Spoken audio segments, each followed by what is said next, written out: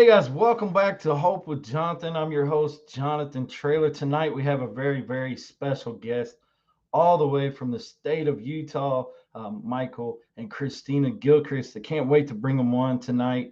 And this is going to be an incredible show with lots of great information shared. And I hope you guys are ready to get involved with us tonight and leave comments and share this with your friends. This is going to be an incredible podcast. So without further ado, I'm going to go ahead and bring on Michael and Christina Gilchrist. Hi. Hey guys. Hey guys, welcome to the show. Hi, how are you? I'm doing well. How are you doing? Good. Doing great. That's awesome. That's awesome. Michael and Christina, I'd like you to go ahead and take a moment to go ahead and introduce yourself and tell us a little bit about yourself. You want to go first? We are Michael and Christina Gilchrist as the blind chick living on dialysis, and then we have is her service dog, and my name started a Facebook group called Living on Dialysis to get information out there. Basically, about dialysis, so I decided to go straight to the source and start my own group. Yeah, it's awesome. I'm actually a part of that group as well, and it's really a great group. I've got that information actually in the description for this YouTube video where people will be able to join that group if they'd like to. But Christina, I'm going to let you give an opportunity to talk. Okay, you want me to just kind of start with my story? Sure. And who's your friend that you're holding? So this is Moose. He is my service dog. Planet. He's a really beautiful dog. What kind of dog is he? Thank you. Pomsky. So he's a Pomeranian Husky. So he is a big old 22 pounds. Yeah, he's a cool looking dog. But yeah, if you'd like to go ahead and share a little bit about your story, that'd be great.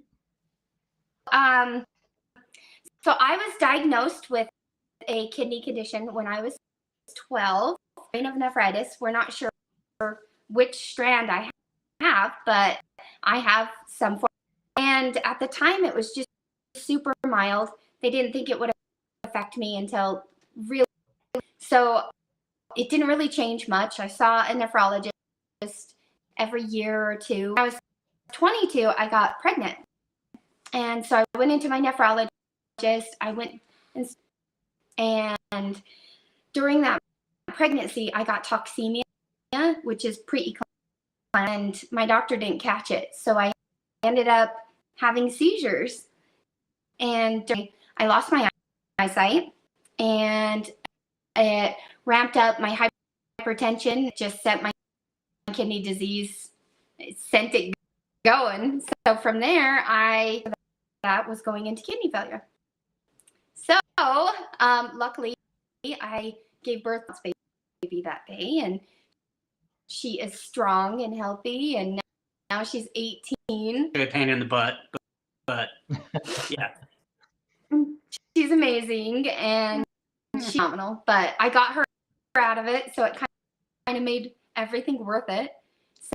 So completely blind for about 6 months, and we got some blood kind of cleaned out of there. Central vision. So I have peripheral vision, and I used to always joke dating easy because everybody's good looking when you only have peripheral. Hey, you know what? Michael is a beautiful man. I can tell you, Christina. He's a beautiful man. Yeah, I believe it for sure. He kind of bought it, so yeah, it has to be sold too. But so tell them about your transplant. Yeah, so I'm from Utah here, so I have 8 siblings, and I had 3 of my brothers tested were identical matches. And so they kind of worked it out together who was going to give me the oldest brother, Brian.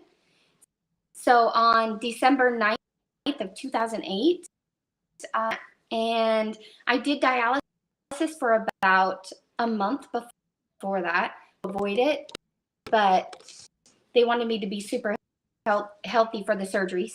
So Sure. hard. What kind of dialysis did you start with? Was it hemo or in-center or?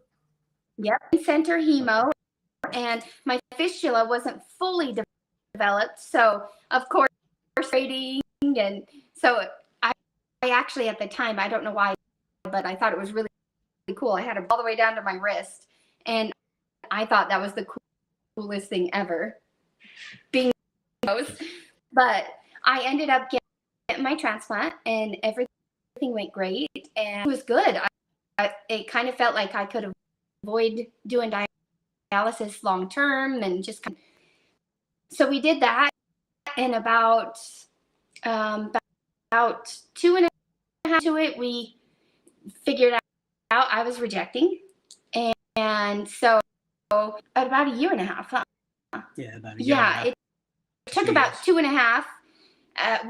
We tried and went on high steroids and got the puffy face and everything, and that was hard because nobody wants to reject their brother's kidney, and Sure. So yeah, there's a lot of mental games there, I think, for him and I, because I can imagine.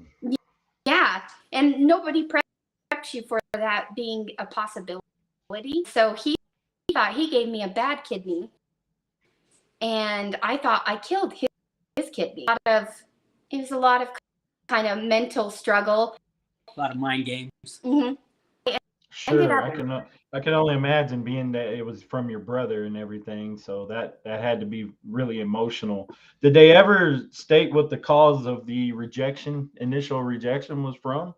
So they did end up testing the kidney. So I rejected so bad, we actually had to remove it and had it removed, and they tested it, and my disease had come back. So apparently all over the kidney, and it had destroyed the kidney. Wow. Yeah, so that was a bummer, and that was hard. But at that time, I ended up going hemo in center, and I had heard about PD at that time, and it was the same doctor I had had since I was 12, so I really trusted him. And he said, "No, you're legally blind. You wouldn't be able to keep it sanitary, so no." And so I did what everybody else does, and I did what I was told. Center, and I did about 5 years in center, which was, I was a single mom, and I had this beautiful baby girl who wanted to do what we're doing, be in soccer, and have all these side things. And so I'd get done, I'd go home, I'd walk her to soccer practice, and then I'd throw a tree, and then I'd walk her home, and then it was dinner time. So then I'm making work, and those 5 years for me, it just feels like a giant fun. I thought I was present and I was being involved in everything because that was really important to me. Later in life that I wasn't. I was a zombie, and I was just going through the moves. It's just kind of a bummer. But I ended up getting another transplant. So I got that call in May 7th of 2016. I got another was actually from a cadaveric transplant. At this time, since they still didn't know what strain of nephropathy, they thought maybe I just couldn't handle a living donor. So transplant, and everything again went really well. Numbers started looking really good, better, and within about a year, we knew I was rejecting again. That whole process started all over. And right before rejecting is when I came into the picture. Pretty much. sent him a message on Facebook, just hoping. And for some reason, I never do Facebook because of my eyesight, and for some reason and I checked it and I messaged him back. So yeah, and I have a daughter. What she is? Yeah. So she's all moved out. She's living her life. But we came into the picture, and we went for ejecting, which was brutal. It was. So my doctors all wanted to kind of do some testing. So I agreed to some medications and see if they worked, because I had nothing to lose, and chemo and a ton of infusions. We were going to infusions 3. We'd be there hours. That was one infusion. It was crazy, because kind of got introduced to all of this, and one of her infusions, $7,000, and watching a bill. I mean, of course, insurance, a bill come across weekly to that was very eye-opening. And then kind of all the to take when you have a transplant, and when you eject it, that she was taking, and her life was just and the anti-ejections was making her really sick. That's when we kind of made the decision. We had to kind of go too. Yeah. I started losing hair, and the rest of my body was getting so kind of that it wasn't at the point where I was having good health. Let that kidney go, unfortunately.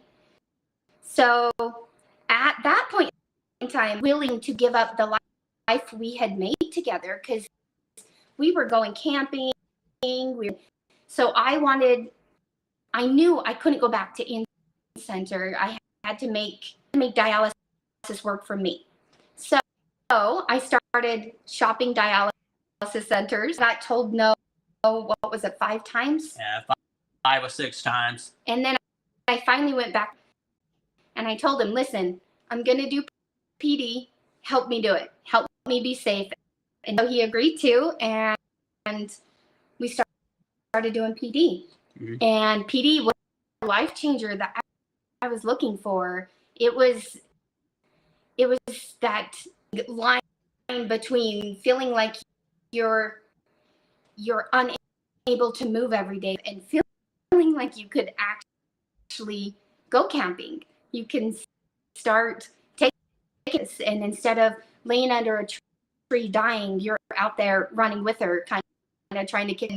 And it was phenomenal. PD just, it opened our world up, right? We got engaged during that time. Yep. Like I said, we'd go camp. Modified my trailer to where we did PD solo, and we just lived. We made it adapt to our world. When we got married, we actually did PD that night and PD was amazing.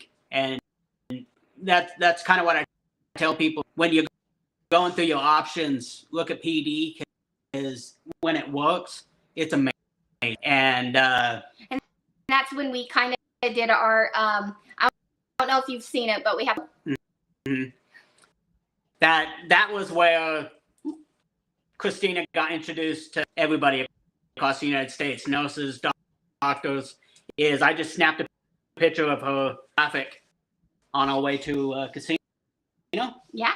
And we had to exchange, and so we pulled over, and she sat on the motorcycle while I changed out her fluid. Super OCD, and so he made me this kit that I took with me everywhere, and I suggest that it was everything you needed to do dialysis when you're away from home.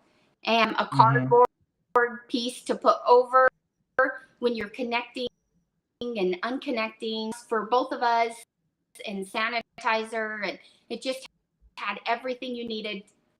Had extra caps and just that what if bag in case some. So he posted that online, and it kind of went crazy. Start the page, and I had never done anything like that, and I had never really told anybody about it. During this process, she was starting to eject PD. Grab that. And sorry, Moose is playing with some toys. He's got his. It's okay. So during this time, she started ejecting PD. Yeah. So my tube was actually coming out. Oh, Moose. Leave it. Come on. Leave it. Come on. So she started. My tube was coming. We didn't really know why. We knew it was a little. What is that thing? Yeah, the cuff was completely out, and so they were worried about infection. So we went in, and they put a new one in, and I had that one actually routed to my chest because I didn't have those moved around, and I wanted to take a bath and get in the hot tub. Moved up here, and so at that time I was doing in center, which how that difference feels from being at home and doing it kind of on your own schedule. And this is where I pretty much, because I wanted to find answers of why she was experiencing, and that we refused to give up the group, the life that we had, these groups, and I would start asking questions of, okay, we go camping with this, how can we do this, up in the mountains, and actually got booted from a couple groups because I didn't accept the fact that I knew she now in Central works for tons of people. Yeah. I know, and it actually is great for them, but for us it was not. Yeah. And I need answers to why she was having the medical. I found out online that she was having this thing called abdominal adhesion, and while I was camping out at doctors' offices, and I would catch them as they're walking, needed some answers, and that's when I sat her down and I'm like, okay, I've got to stop finding anything. Yeah, and so at that time, the line I had placed in my chest, and so we went back in for surgery, and they said that my intestines around it, and so they pulled them apart, and the very next day it happened again, back in, and then we found out about the abdominal adhesion, which is basically scar tissue in your abdomen. It makes it kind of sticky in there, and it sticks to them stick together. And so at that time, we did find out that PD, because it would just keep clamping around that tube no matter what we did. So I did not want to stay in center. So we kind of started to have a CDC placed at that time. So her fistula actually, a year before that, 2 years before that, we tied it off. Decided to tie it off. And this fish, and if there was one thing we could have went back, it would, because he expects you to reject the transplant as quick as she did, and put a lot of extra work on your heart. But this fish, it was phenomenal. And now we know that there are options for people who do have a well. There are options to closing off that fistula that you can reopen. Do need it. So which is incredible. So people now, if you're closed off, like, look into those options, because it'll help you. So we started training for home hemo. Well, she could do home dialysis, and the immediate answer, you have a CVC. And that's where we would go in and be like, Holt has 20 years of experience with dialysis. And I think we told them, and they realized, I think it was the impulse of the doctor of no CVC. And that is one thing that I push on the group. Yeah. And don't go in asking why you can't do something. Go in asking how I can do this. You know, she wanted to swim. She wanted to do hot tubs. She wanted, all these things that all told, no. We go in and we're like, okay, how can we can do it safely? How can we go camping? How can we still put on a hot? And they would give us answers on how we could do it effectively. And I knew it was Christina. It was like, oh yeah, definitely. Let's start home hemo process. Yeah, after Thanksgiving of 21. Yeah. We started home hemo. Mike went to nights at his work, and the poor guy, we'd go to training all day, and then we'd go home, he'd sleep a couple hours and go straight to work for about a month. Mm-hmm. But we went home on Christmas Eve. First treatment, Christmas Eve of 2021. And then we have just been getting better. Living it. Because you got to get used to the alarms, and you work through them, and better and better and better. And so home hemo was PD for us. I've done hemo up camping. Mm-hmm. He got that part going, and I got to sit underneath the canopy on our desk, come to the hummingbird feeder while I was doing dialysis, and it doesn't get better than that. Dialysis works in my life now. I don't work in the world. See, and that's why when we were coming up with the name for our support group, it just kind of fit living on dialysis. Yeah, get back to living. Because she wants to do, and that's kind of what I tell people is the interest in the community, that you can do anything you want on dialysis, but more planning.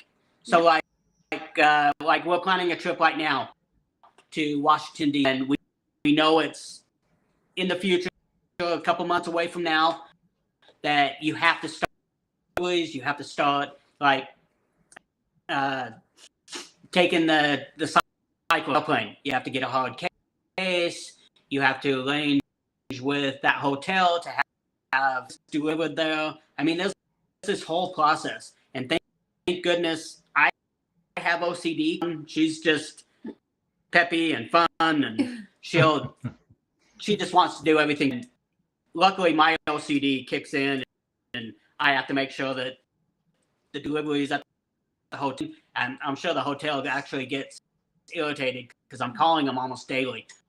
I'm like, okay, you have this one, you have this one, and it just kind of works. And your social work, they help you with all that. So it is you definitely got to plan ahead. Doable. Mm-hmm. So doable. Let me ask you this, because I've sat back and listened, and you guys have an incredible story. First of all, just want to tell you that, and a lot of strength and resilience. I mean, to go from a single mom battling chronic kidney disease and kidney failure, and then end up meeting this guy next to you through Facebook, not Tinder, but Facebook. And but you guys have an amazing relationship. And you guys, Michael's a great care partner. He's very passionate about your health care, Christina, as you can tell. and it's incredible. And the group you guys have is amazing. I know you have like, I don't know, 4,000 members in that Facebook group or something it's like about that. 4,600 people now. So Yeah, and you guys are a huge inspiration. I've been wanting to do this podcast with you guys for quite a while. So and, I'm really and glad. we actually had it scheduled. And this lady, she loves having surgery and procedures, and No, I she don't. Yeah. was No, actually I in don't. the hospital for. She's actually just freshly out of the hospital. 18 days in the hospital. We moved part of her colon, part Yeah. of her intestine. It didn't really have dialysis. Yeah. But all dialysis patients, all kidney patients know, it kind of revolves around that. Since she had the transplanted kidneys in the front, doing surgery, and wanting to get second opinions. So before, I don't know if you've ever heard of it, because a lot of people have it, but we started doing nocturnal dialysis, is home chemo, but while you sleep. Yeah. So I do dialysis for 7.5 hours. We run our machine super slow, hardly any fluid, because we're doing it 4 days a week. And let me ask you this real quickly. What speed are you running at? Because most patients are at like what, 400, 450 sometimes. So what speed are you guys dropping to? We're at 200. Well, 250. 250, and usually people pull. And if you're doing dialysis running that 400, 450 range, and you're pulling at what, 0.69, if you don't understand dialysis, say you need to take off in those 3 hours, you have to divide that by however long you're doing, and that's how fast you have to pull it. So that's why, especially if you're in center, you put on, you have to take that fluid off. Yeah. And what a lot of people don't realize is their way of pretty much going to the bathroom. Yeah. That when people hear that we are doing 7 hours of dialysis, their jaw drops and they're like, no, we don't want to do that. But you've got to remember, Christina says that when your kidneys are working, your kidneys are working a week. A healthy kidney is 168 hours a week. You are lucky if you're getting 12 hours, which no wonder we go home and you don't feel good till you got to go back, and then you go through it all over again. That was probably the hardest thing while she was in the hospital, is that to in-center basically dialysis in the hospital. And the nurses were great, but they did not understand that back through taking, when she went in, they wanted to take off 6 kilos. And I see the machine running at this speed and this amount being taken off, and I had to stop. My body had a huge reaction. Mm-hmm. I had no idea that the difference. Now that I'm doing nocturnal, going back to that machine and running it at so sick, and I was gonna pass out. I was like, you have to get, because my body can't handle that anymore. Yeah. How was your blood pressure? I bet your blood pressure was taking a nosedive on you, huh? Yep. And you got to think about it, to take off 6 kilos, or even let's just say 3 kilos. That means they're taking off an hour. And that is so brutal. Compared to nocturnal, we're doing 0.20 throughout 8 hours. We're still taking off the same. She got out of the hospital. They were giving her so much nutrition, and of course, they hook you up to an IV. Yeah, I had over 2 weeks of just fluid on me. I went home. I was up over 20 pounds. We took off 12 kilo days, and it's because we did treatment after treatment after treatment, and it was just long drawn out, and we were actually able to get her back to exactly what she was supposed to. That would have never been able to. We would have never been able to do that in That's awesome. center. Or that's one of the great things about home hemo is I can do treatment whenever. Say she wants to go out with her friends. Mm-hmm. She can go out with her friends. She can have, and she doesn't have to really worry about it. And say she has a few too many, she can set up. Yep. And we're doing treatment. And that's the great thing about it. A all girls trip to Vegas with her friends, and her friends came over. I kind of gave her a tutorial quick dialysis, and that's if you've seen if you've been on the tons of videos on how to set it up, how to do dialysis, and the reason why is she went to and she did dialysis. Yep, we did it on our own, and it was incredible. It was actually, we went on a vacation being on the hemo without Mike. And see, we learned you really wouldn't have been able to do ahead. that though if you would have been in center. In center, it kind of institutionalized you, and you're stuck into that schedule, their schedule that they choose for you, because you gotta find a chair time, and that's like you said, that's a great thing about doing home dialysis, is especially hemo, is that you can do that anytime and it's on your schedule. And if you got an activity, let's say like you got a doctor's appointment, or maybe you want to go on a vacation, you can do all this because you can take the machine with you. And I think that's an awesome benefit of home dialysis. And like holidays, like yeah, when you're in center, you're super, and I can go and have Thanksgiving dinner, go home that night and hook up, and I don't have to go crazy. I don't have to worry about my phosphorus being off the charts because that very night. One of the cool things that no dialysis goes is when she goes to an appointment. Every month we go do labs, and she is actually told to eat cheese. Yeah. She's actually filtering her blood a little bit too much, and she has no diet when it comes to dialysis, and that's one of the great things.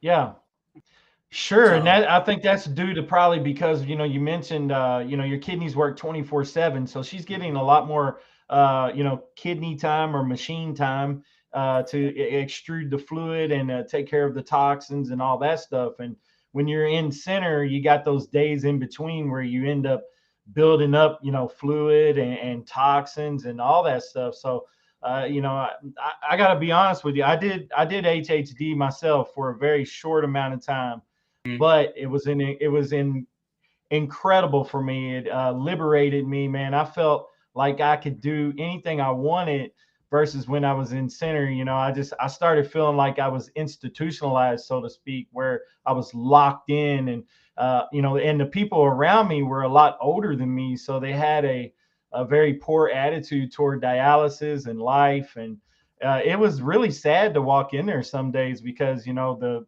way they felt there was like their life was over. Me being a young man, I was like, what, I still want to live, I still want to do things.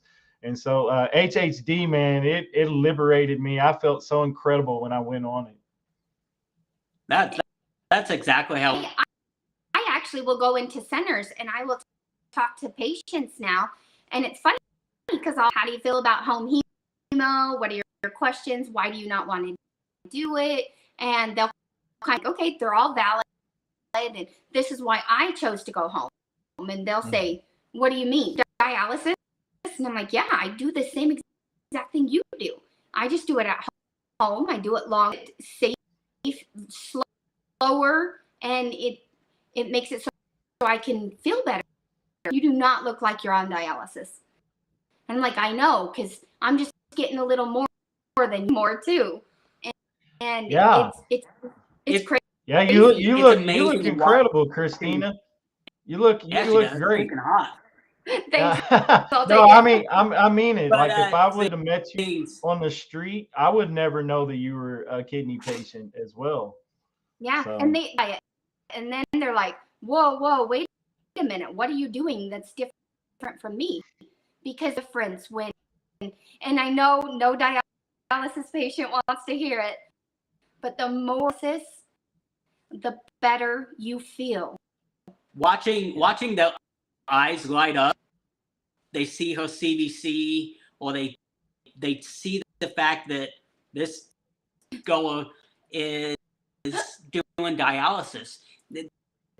The fact that she does dialysis, we unhook, and she goes to the gym right after is, and when I go in and I'll talk to some of the care partners, dialysis is never expected, and they're retired. It's supposed to be the best years of their life. They're supposed to be traveling. The guy, and he's like, we're supposed to be visiting fun. Yeah. And I start telling him, I start showing him pictures. I'm like, then do it. If you go camping, go to casino, go on motorcycle trips, you watching their eyes just get so big of, we can actually do this. Amazing. Like we have on the group a younger person right now that was annulating and so petrified of dialysis that we tell him, just watch the videos.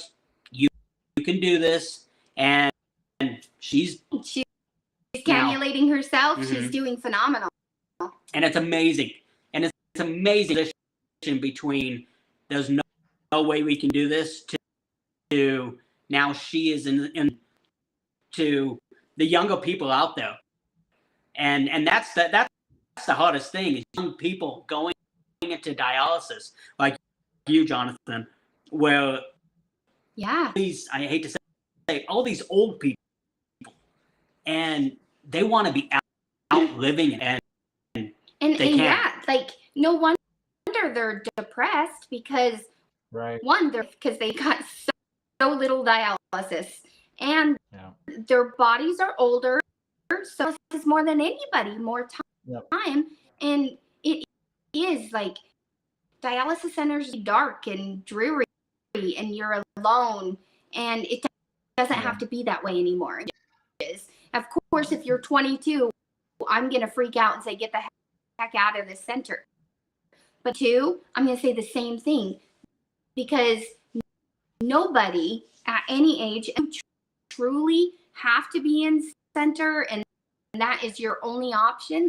Like what your options are, because it truly does. It changes your life, and I know how much more time we got at whatever age, and we want it to be the best life possible. The hard things too is when she was doing in center for the little amount of time. Well, this lady was there, and then she just and as dialysis patients, you know exactly what means. You see them every other day, and then you just don't. The weekend death. Yeah. We hate talking about it, but when you go 3 days of no dialysis, and like I said, when they call it the weekend death, it really sucks. You go in Friday and you go in Monday and you have a brand new set of it. It really sucks because there are so many options that they just don't know about. And I think that's the biggest thing is, I think, like you were saying, you feel so giving these people the control back. When you go into kidney failure, your control is and learning your numbers and learning how to run this machine. You sit down with your doctors or a patient that is just told what to do. You become an active player. You know where your healthcare is going in the future. And you can say, I'll run that machine that quick. That's going to be too abrasive on my body. Let's slow that down. I'll like that tomorrow. That's the other thing too, is that people a medical degree to do this. She's a blind chick and she's doing it mechanic. I work on aircrafts, and yes, I have taken on the it's become my calling. But I'm just an aircraft mechanic, Right. And she's a blind chick. Yeah. And we are doing this. And it floors people when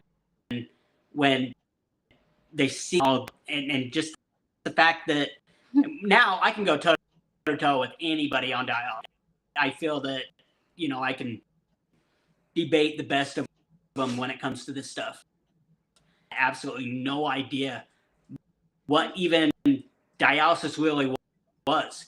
When they don't know what dialysis is, it's always that thing. Oh, I think my grandma, or the thing where, well, don't you just go into us? They have no idea how brutal dialysis. Right. Yeah, I had family members ask me how do you catch dialysis, and I said, yeah, it's not like that. It's a procedure. It's a treatment. One of the best things, we have a little tradition where you come over and you decorate Christmas and face. But we would bring family over and they would do cookies. We would go in the bedroom and show them all dialysis. And my nieces and nephews are taking my blood pressure, feeling like her, and taking my temperature, and it's pretty amazing because they get something too from all of this and see like there's more to this. That's awesome. And when their eyes get so big when they see that blood coming out of her body, gosh, this isn't just you're going into sleep. You're being hooked up to a light on every other night. Yeah. Right. So it's a brutal eye-opening. I'm glad that we are able to show people that. Now you guys are currently using a next stage machine. Your machine looks a lot more updated than what mine looked like. Mine still had the old, really small LCD. It wasn't even a color screen. I don't know if your screen has like a blue screen on the front. Is it really a more updated model? A lot of people, I know exactly what machine you're talking about, and it looks caveman. Yeah. And when I see that people don't have the iPad, and I love the fact that it has all of these options. I have Bluetooth, I have the scale, I have the blood pressure cuff, and it's you. But yeah, it's extremely updated, and it's actually just right there. Yeah. Yeah, that's incredibly more updated than the one that I had. Yeah. We keep it in the kitchen because that's where we do dialysis. But it's on wheels. So I do. If I have family over, I can sit out here and watch TV with my family and do. And dismiss the myth for me really quickly, because some people are afraid because they have pets, and you guys have a dog. I myself personally have 2 cats. So talk about that. And you just have to keep it clean. Yeah. And Moose knows the second mask on, he's kind of trained himself that the second we put it on, he gets up and he waits in the hallway until we're done. Those little things that you do where you close your connecting, you turn off the furnace. Like I said, I'm extremely techy. We have Amazon stuff and everything.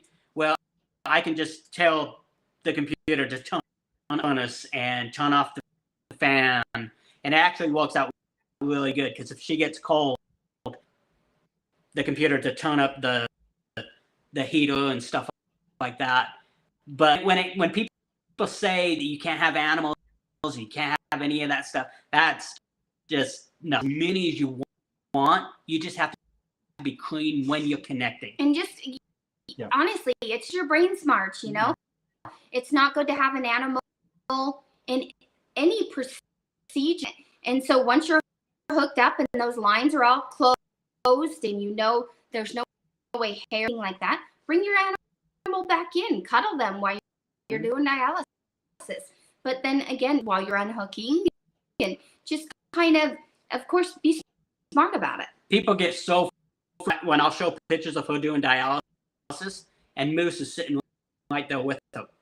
And that they have their dog just sitting on their lap while they're doing dialysis, which is totally, except for when you're disconnecting and connecting.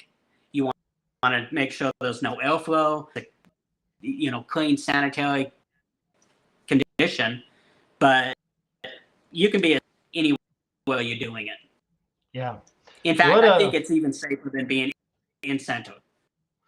What obstacles have you guys faced? I know we talked about a lot of pros, but with everything, there are some obstacles and negatives. So what type of obstacles have you guys faced? So I think for us, the biggest one is the day you start this room and you see this machine and you see these boards and all these things and you think, I'm never going to be able to do this. It is so intimidating. And if you just allow yourself to say, hey, I don't need to grasp all of it today. I can come back a few times and just watch to slowly start picking it up. Because I think it is intimidating. And it's extremely intimidating. Yeah. And I make as the care partner, especially with Christina, is my job is just to make her laugh. With all of this dialysis stuff and all that stuff, I make that anytime I've come close to killing her doing dialysis, I've learned an lesson and I will never do that again. I have cheat sheets. I have hanging around everywhere that gives me little pointers on, and we don't even need, it's like second nature for us now. But when you do go home, you're going to have alarms. Mm-hmm. You're looking at that machine thinking, whoa, what am I supposed to do? There's no way I can do this. It's just something that clicks in your head. That like, okay, I got this. And I would misconception of dialysis on the care partner side is yes, she's dialysis, but it is a big job. I hook her up to dialysis at 4:00 in the morning for work, and before I get ready for work, I disconnect her. I give her blood. I do her vitals, and then I go to work. And there's some days where you can have just problems that happen with not necessarily the machine. And on the outside, all you see is a healthy guy. But on the inside, I am just, those days where I'm just, and it's hard to not make it the norm where it's, oh, okay, well, if you actually peel back a little bit, it's, well, he was up hours doing dialysis, so at the hospital for the last 18 days. That initial response of, oh, he just needs more sleep. So yeah, that's probably the hardest thing for me, is just having people what we actually do how hard it can actually be. Yeah, and I think you can't think it's going to be a picnic going home, because you're still doing dialysis. Some fistula problems, you're still going to have to go in and get certain checks, and so those isn't like a cure-all, but this is better. Yeah, it's still dialysis, no matter how you look at it. It's still dialysis, but it just sucks a little bit less. Yeah. So yeah. I remember also the overwhelming for me, because they had me hang bags. We didn't have the pure flow machine. So my first delivery here at the house was like 74 boxes that showed up at the house here. Yeah. So at the time I wasn't expecting that many boxes. So it took me a couple of hours to organize that and to figure out where I was going to put them. And I had them going down the hallway, and I cleaned out a closet and had them organized in a closet. And and I'm kind of like you, Michael. I'm a little OCD. I have to have things a certain way. And so, I was organizing a hall closet with shelves and trying to make it all nice and neat. But 74 boxes is a lot of boxes, and it can be, you have to definitely have room to do that. Now, you guys are using a pure flow, right? Mm-hmm. Yeah. We do have hanging bags for emergencies and for when we go traveling. So like when we go camp, we can pack bags away, but mostly we just use the pure flow when we're home. So a lot less. And that was one of the big surprising things too, between hemo, the amount of boxes. With PD, you need triple the amount. Yeah. Because they have to imagine that you're going to use whatever solution, bags and boxes we had for PD compared to home hemo. When we got our delivery, it was like, oh my gosh, this is great. But I think also too that they have more. You can get 1 week delivered at a time, to where you can make just that closet work. Lots of options. And that's when people assume organizer, or they can't find a place to store it. That we know a lady that traveling in RV, and watching where they put their supplies is absolutely amazing. They travel in an RV, and they just, when you see all their bags in the machine, it's absolutely amazing that they can keep it in this one room, and then wherever they're going, they have different supplies delivered. Yeah. But if you can make it happen. Yeah. It's awesome when it all works out for you, and with the options and everything. I was on a every 2-week delivery, so I think that's why I was getting so many supplies, and I had to hang 5 bags per treatment. So that's why my prescription called for 5 bags per treatment. So. Yep. Yeah. A lot.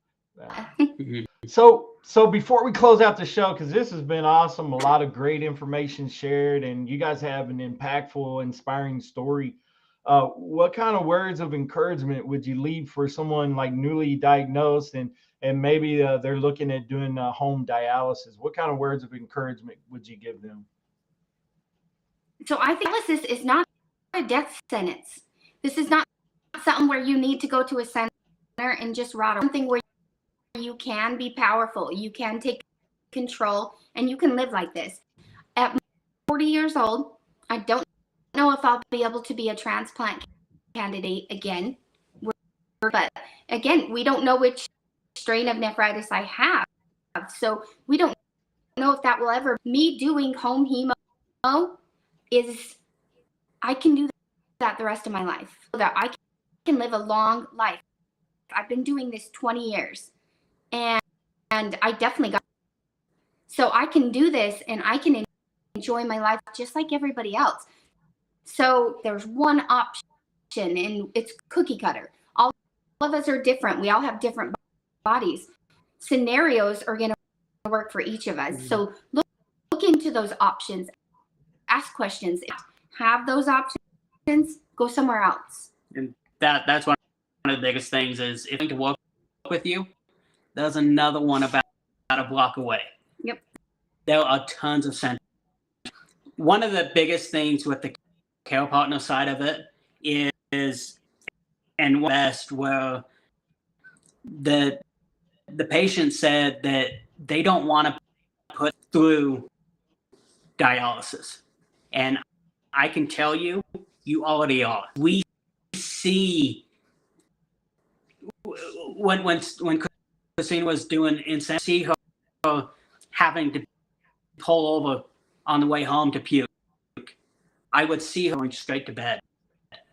She would go straight to bed and pretty much wake up the next, roll out of bed to go do dialysis again.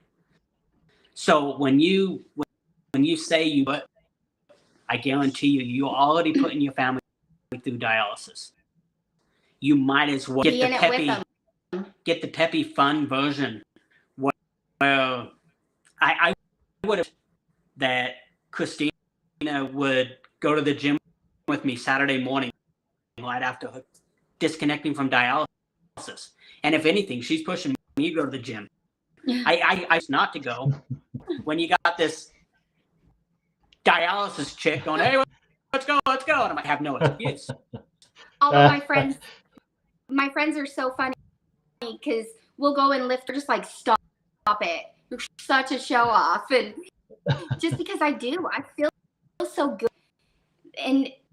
And maybe, like, I don't know if it's just, but, like, I feel as good as everybody else around me for a dialysis patient. I don't feel like that sick girl who's with my friends and I'm 2 pounds and they're all killing it. I feel like I can keep up and we can do it together. That you can do anything you want on dialysis.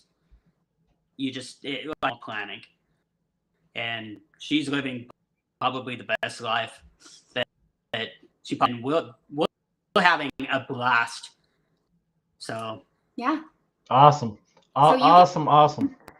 And give your family a chance to be a part of it. I thought letting my family, I didn't tell them when I was hurting, and I thought I was doing them all a favor, but they all know about this.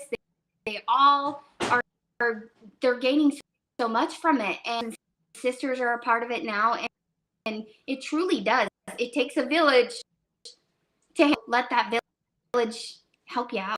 Yep. You are already putting them through it. They might as well help you. Absolutely. Where can people find you guys? She has a page. You can look up Blind Chick Living on dialysis. You don't have to join that one. It's just a page that you like. And then if you want to know dialysis, the good, the bad, we try to keep it mostly positive. Negatives, we try to find why it's negative and how to help you adjust your recipe. That is called Living on Dialysis. It's Living ! And that's the group on Facebook. You can find on Instagram, YouTube. I post like a 14-year-old teenager, possibly can, and it's just to get the attention out there, and just look up Living on Dialysis and have fun. Absolutely. Hey guys, I'll have that in the description where you guys can find where they're located at. Michael and Christina Gilchrist, I really appreciate you coming on. Hope with Jonathan, it's been incredible. Thank you again for sharing your story, and I really appreciate it. Hey guys, everyone take care out there. God bless. Thanks take for care having of your kidneys. Thank you. No problem. Good night.